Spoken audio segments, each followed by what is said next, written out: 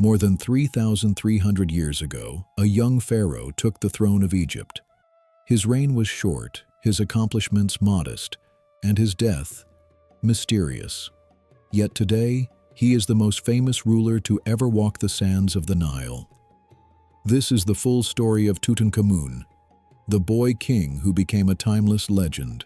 When Tutankhamun was born around 1341 BC, Egypt was in the middle of a political and religious storm.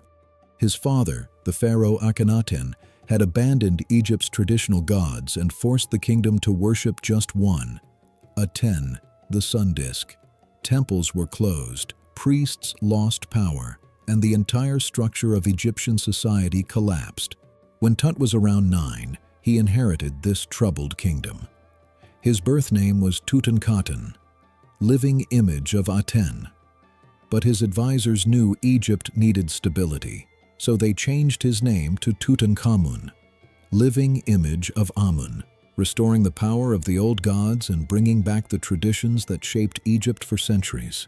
Despite being pharaoh, Tutankhamun was still a child. Real power rested with two key figures, his vizier, and Horemheb, his military commander. Together, they guided the kingdom while Tut learned to rule. Under his reign, temples destroyed during his father's revolution were rebuilt, statues were recarved, and Egypt slowly returned to its former glory. Though Tutankhamun was young, his era marked a symbolic rebirth of Egypt's identity. But Tutankhamun's life wasn't easy. CT scans of his mummy revealed he suffered from a severe foot deformity, likely needed a cane, and struggled with illnesses. Many of the canes found in his tomb were not symbolic. They were tools he used daily. He also married his half-sister, Ankhesenamun. Together, they tried to secure a future for the 18th dynasty, but tragedy followed them.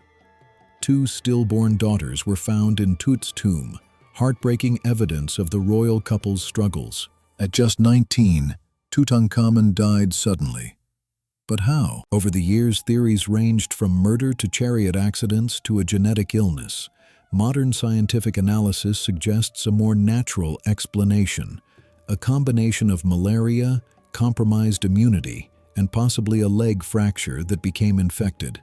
His death marked the end of a fragile chapter in Egypt's history. After his death, Tutankhamun was buried in a small tomb, likely not intended for a king, and quickly forgotten by history. But this unimportant tomb turned out to be his greatest legacy. In 1922, British archaeologist Howard Carter made the discovery of a lifetime after the waterboy Hussein Abdul Rasul found the staircase, a sealed tomb in the Valley of the Kings, untouched for over 3,000 years. Inside were more than 5,000 treasures, golden statues, jewelry, weapons, chariots, and the iconic funerary mask that became the face of ancient Egypt. As news spread, so did rumors of a deadly pharaoh's curse.